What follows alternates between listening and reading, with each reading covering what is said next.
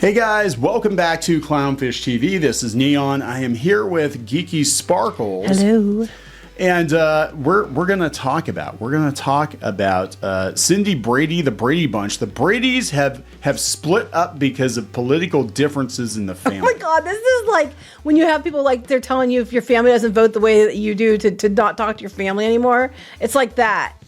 Yeah, so Cindy Brady, the youngest Brady, or the actress that plays her rather, turns out that she, like Cindy Brady, has a mouth on her and she can't keep it shut. And she's a podcaster, formerly a radio host, and she's got libertarian leanings, and she's vocally endorsed Trump, and she's expressed skepticism about the vaccines.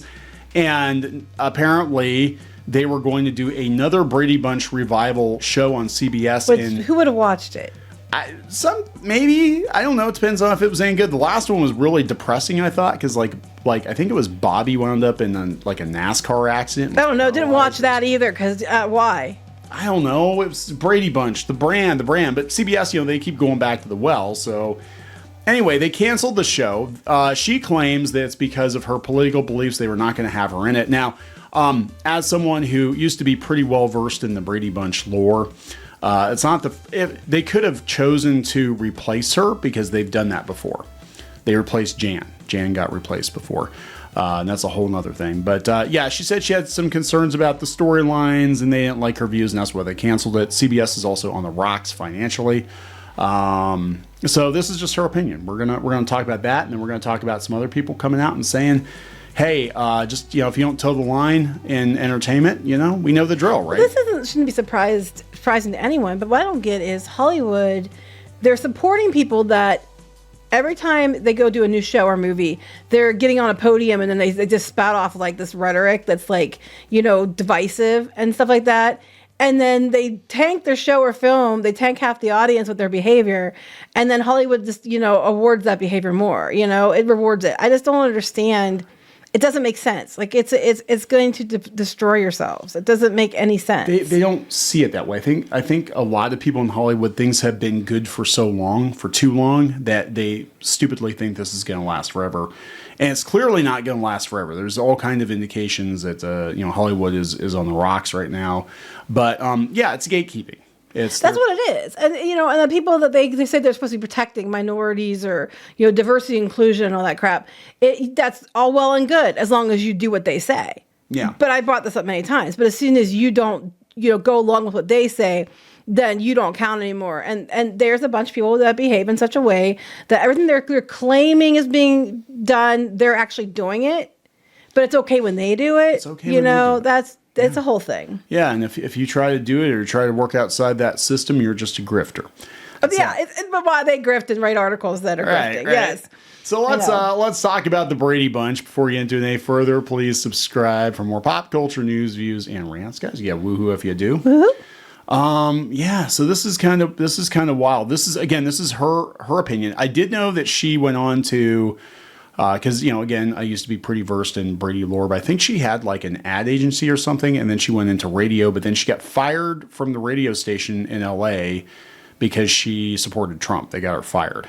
That doesn't surprise me. And then she became a podcaster, and I guess she's doing okay as a podcaster, but she claims that the Brady Bunch revival, revival is not going forward. Well, it tried to be a revival, but yeah, some of the things they wanted to do sounded like a revival. Well, that's what she's and what she is saying, because of course they had to make the Brady Bunch, which is way too white. They have to make it diverse and inclusive.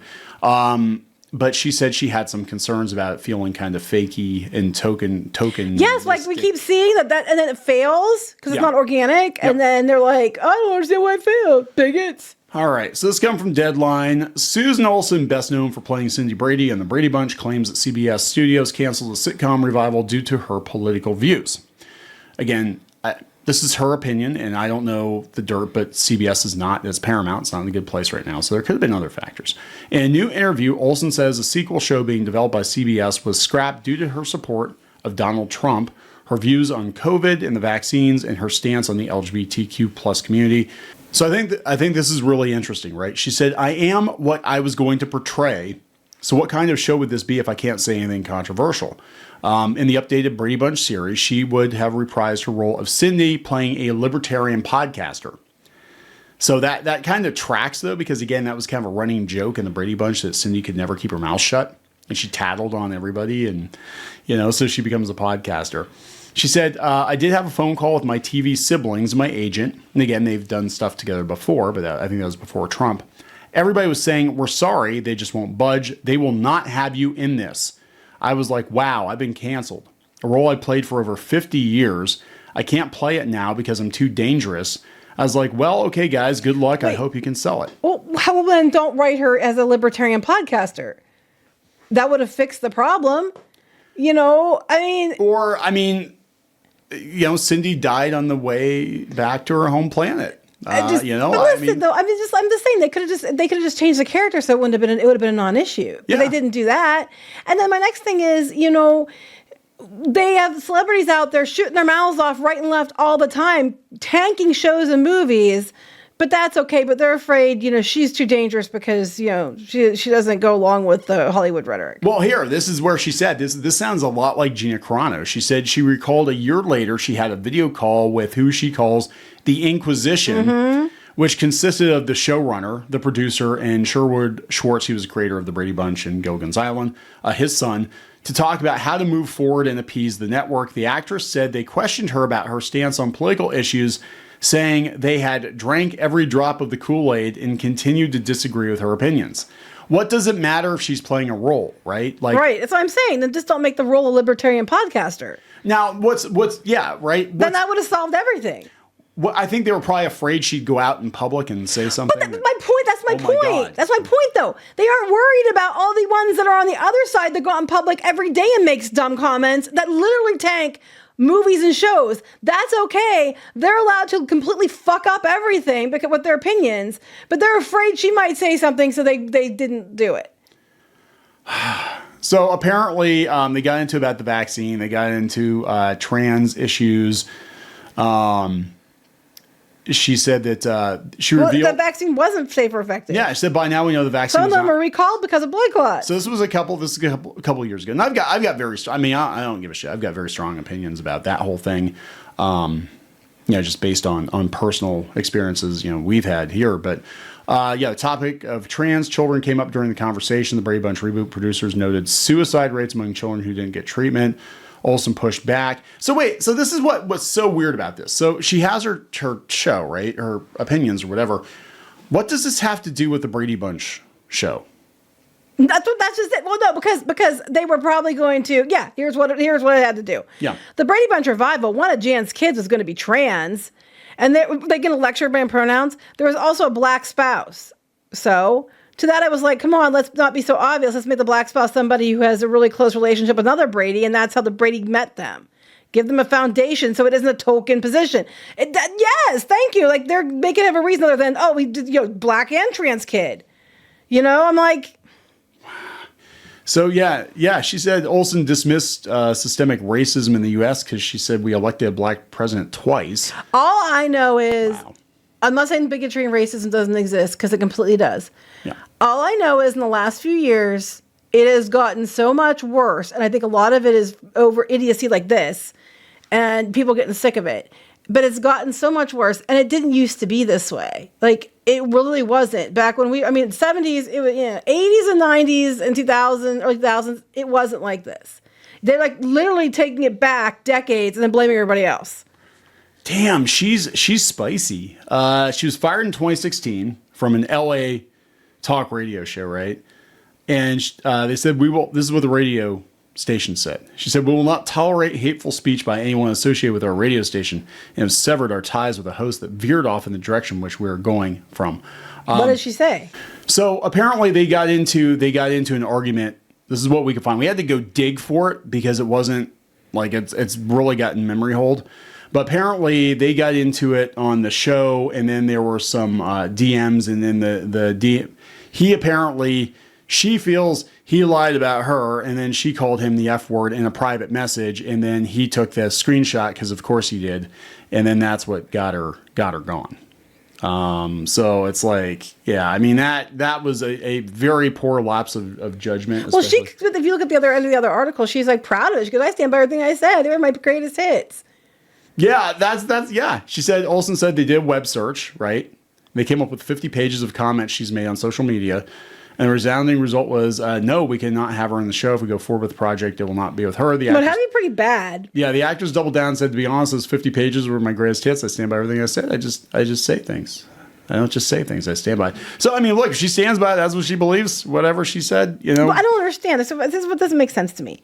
This doesn't make sense to me. So she was fired then.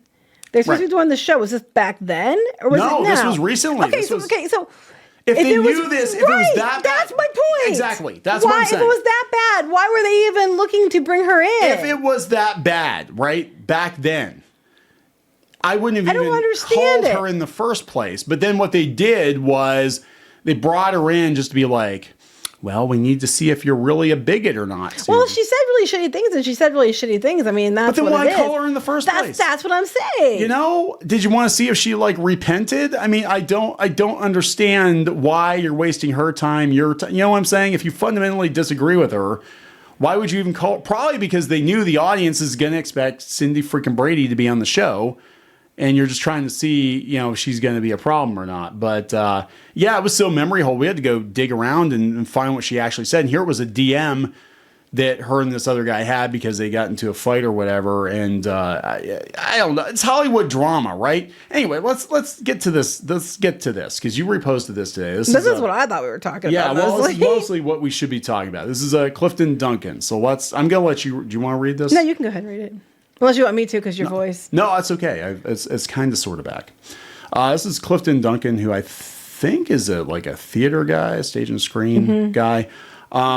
Said everything that Zachary Levi, because Zachary Levi is in deep doo-doo right now. And he's not saying anything. No, he's not saying crazy. He's just like, I didn't vote for Trump last time. He's like, I'm just telling you not to listen to what the media is just saying, other people are saying, to actually just do your research and base it on what you're finding and, you know, double check, fact check things and that. That's all he said.